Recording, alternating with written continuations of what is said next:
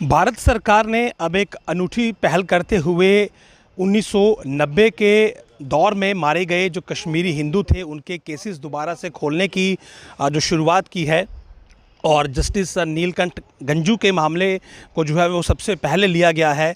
और यासिन मलिक जो है वो कहीं ना कहीं इस पूरे मामले में दोषी है। इस पूरे मामले में अब जांच आगे चलेगी, लेकिन क्या इस मामले को लेकर और भारत सरकार के स्टेप को लेकर कश्मीरी पंडित क्या सोचते हैं, यही जानने के लिए मेरे साथ चेयरमैन पनुन कश्मीर अजय चरंगू इस समय मौजूद हैं। सर, भारत सरकार ने ये फैसला लिया है कि जो हिंदू जिनोसाइड उस समय हुआ उसके तमाम मामलों पर अब जाँच होगी। सबसे पहले ये बताइए कि आप कैसे देखते हैं इस स्टेप को? पहली बात तो ये है कि जहाँ तक जस्टिस गंजू के हत्या के मामले में एक इंक्वायरी को शुरू करना ये अच्छी बात है। कोई भी आतंकवादी हत्या वहाँ पे हुई है, अगर उसके आयामों को सरकार उसका एनालिसिस करे, उसको देखे और बाद में उससे जुड़ी सारी बातों का संज्ञान लेके वो काम करे तो ये अच्छी बात है। लेकिन जहाँ तक अभी तक ये बात है कि वो कह रहे हैं कि वो शायद सारी जिनोसाइड को लेके वो जो हत्याएं हुई हैं उनको लेके वो नए सिरे से जांच करेंगी। तो उसमें तो पहली बात है कि क्या भारत सरकार जिनोसाइड मानती है? भारत सरकार नहीं मानती है। और सबसे जो प्रमुख उनके लिए प्रोवोकेशन तो थी जो अभी हाल ही में 29 के करीब हत्याएं वहाँ पे हुई हैं, जिसके कारण पूरा वहाँ पे जो एम्प्लॉयज़ सेगमेंट था और बाकी सेगमेंट से वहाँ से निकल के यहाँ पे आ गए। और ये तो ज़्यादा दूर की बात नहीं, पुरानी बात नहीं, तो ये बिल्कुल उनके सामने हुआ था। जिन लोगों ने किया है उन्होंने उद्घोषणा भी की, उन्होंने क्यों की हैं हत्याएं। किस बात का जिक्र कर रहे हैं? जो प्राइम मिनिस्टर्स पैकेज के तहत एम्प्लॉयज़ वहाँ पे गए थे और बाद में बाकी जो भी एम्प्लॉयज़ वहाँ पे गए थे जो रह रहे थे, जो उनके साथ लगभग 1 साल सिलेक्टिव किलिंग्स का एक दौर चला, जिसके कारण वो सब लोग निकल के आए और बाद में उनको डरा धमका के उनको कह के कि आपकी नौकरी बंद की जाएगी, तो डेस्टिट्यूशन की थ्रेट दे के उनको वापस लिया गया। तो ये जो वो हत्याएं हैं ये तो बिल्कुल अभी हुई हैं। तो सरकार तो अगर करना ही है तो रेट्रोस्पेक्टिवली उन हत्याओं का संज्ञान लेके उनके सारे आयामों को और जो हत्याओं के बाद उद्घोषणाएं आतंकवादियों की तरफ से उनको भी लेके काम करती। तो मुझे अभी इस बात को लेके मैं ये नहीं कहूँगा कि ये वास्तव में वहाँ पे जो जिनोसाइड है उसकी हत्याओं का उनके साथ जुड़े हुए जो भी अपराध हुए उनका संज्ञान लेते हुए एक इंक्वायरी का प्रोसेस शुरू कर रहे हैं। क्योंकि उसके लिए पहली बात उनको जो माननी है वो जिनोसाइड को मानना है कि भाई उनके साथ जिनोसाइड हुआ। और जिनोसाइड के संदर्भ में भी उनको जो प्रारूप बनाना है वो वैसा ही होगा जो जिनोसाइड केसेस में लगता है। वो हमने तो सरकार के सामने अपना प्रारूप दे दिया था जिनोसाइड प्रिवेंशन बिल का, prevention of genocide and atrocities bill के नाम से हमने उनके सामने रखा था और उनको कहा था कि आप इसका संज्ञान लेके आप कानून बनाइए और बाद में उस फ्रेमवर्क में आप इस सब को देख लीजिए।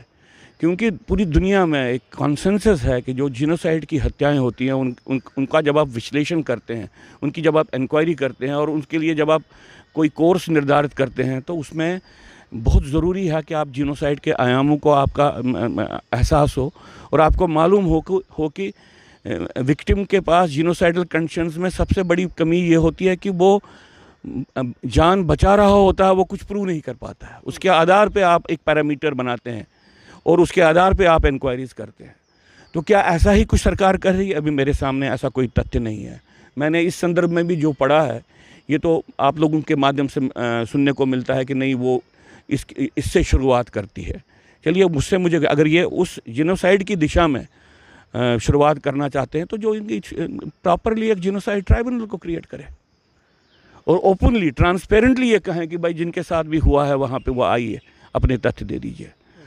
ये कहते हुए मैं समझता हूँ कि अगर मान लीजिए अगर ये आइसोलेटेड केस के माध्यम ये जो है नीलकंठ गंजू के लेवल पे अगर ये करते हैं, मुझे लगता है कि तब भी ये उसी निष्कर्ष पे पहुँचेंगे जो हम उनको बोल रहे हैं। क्योंकि नीलकंठ गंजू एक वो जज थे जिन्होंने मकबूल भट्ट जो JKLF के फाउंडर्स में से थे उनके खिलाफ जजमेंट दे दी, लेकिन वो जिस प्रोसेस में काम कर रहे थे उसमें मुसलमान भी थे।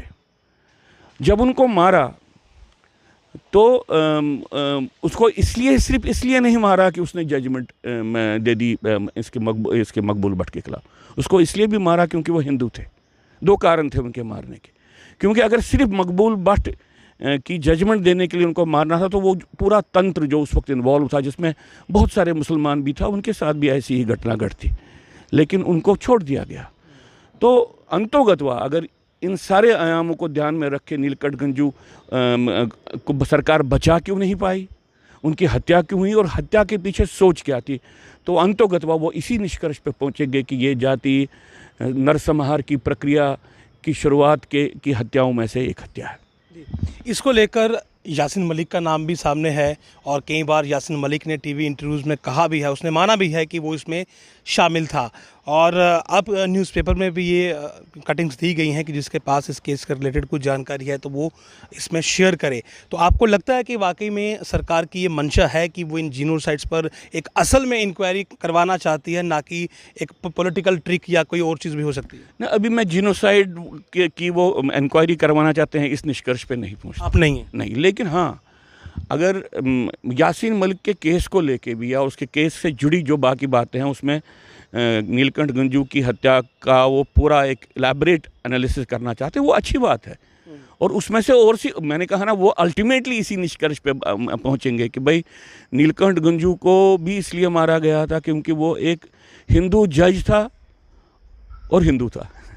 रिसेंट में जो टारगेट किलिंग हुई हैं जिनका जिक्र आपने शुरुआत में किया और आपने ये कहा कि पहले ये जो रिसेंट हत्याएं हैं इन पर इंक्वायरी होनी चाहिए और अभी इंक्वायरी शुरू हुई है जो 90 के दौर में हत्याएं हुई हैं, तो कहीं आपको ये तो नहीं लगता कि ये कभी जो भी 2024 में इलेक्शन आने वाले हैं उससे पहले जो कश्मीरी पंडितों के वोट है उसे बटोरने की कोशिश की जा रही है? देखिए, वोटों के लेवल पे कितने वोट रहे हैं, सफाज बिखरा पड़ा है, ये किस तरह से सोचते हैं, लेकिन वो बात नहीं है। लेकिन एक एम्बियंस, पॉलिटिकल एम्बियंस को बिल्ड कर रहे हैं।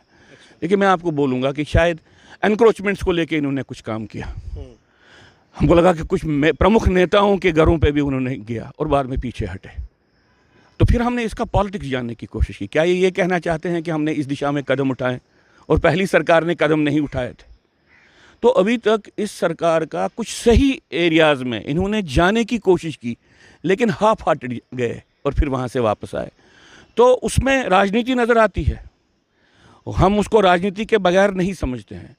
लेकिन अब जो ये बात है, ये बहुत सीरियस बात है, क्योंकि ये फिर से एक ज़ख्म को कुरेदने वाली बात है। तो अगर इसका इतना ही है कि आने वाले समय में है, साउंड बाइट्स हो जाएंगे, लोग बात करेंगे, कभी कभी आप भी प्रेस कॉन्फ्रेंस करेंगे, इस विषय को लेके बात करें और बाद में कश्मीरी हिंदू बोलेंगे हाँ हम खुश हैं। कश्मीरी हिंदू को मालूम है कि जितना भी मेरा संहार कश्मीर में होना था वो हुआ है। अब राष्ट्र के लिए जितना भी मैं कुछ कर सकता हूँ मैं करूँगा, लेकिन वो झूठ का साथ नहीं देगा, पाखंड का साथ नहीं देगा।